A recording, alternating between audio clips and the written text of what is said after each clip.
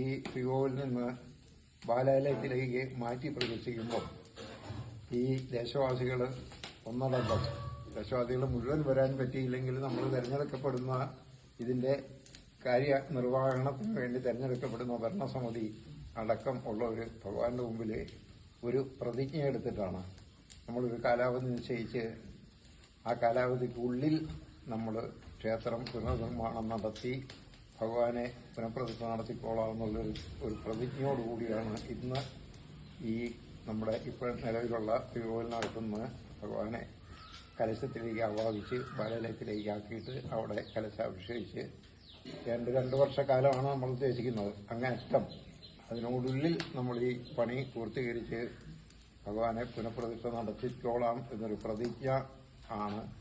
ആ പ്രതിജ്ഞയിൽ പങ്കാളികളാകുവാണ് ഈ ദേശവാസികളായ നിങ്ങളെല്ലാവരും.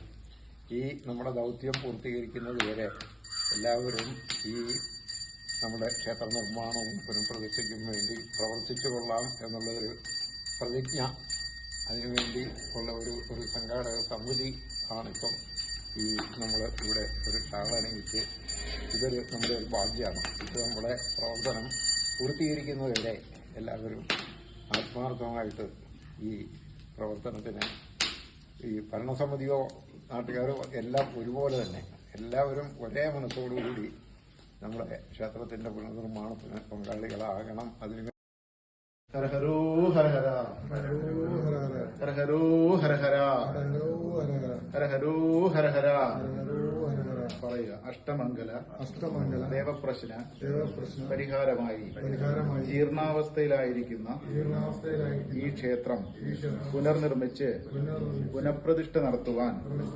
തീരുമാനിച്ചിരിക്കുന്ന ഈ ദൈവിക കാര്യത്തെ ഞങ്ങൾ സ്വമനസാലെ ഏറ്റെടുത്ത് ഇന്നു മുതൽ 2 വർഷത്തിനുള്ളിൽ നിർമ്മാണം പൂർത്തിയാക്കി ഭഗവാനെ പുതിയ ശ്രീകോവിലിൽ പ്രതിഷ്ഠിക്കുന്നതിനായി ധനമന ഐക്യത്തോടെ പ്രവർത്തിക്കുമെന്ന് ദേവനാമത്തിൽ പ്രതിജ്ഞ ചെയ്യുന്നു.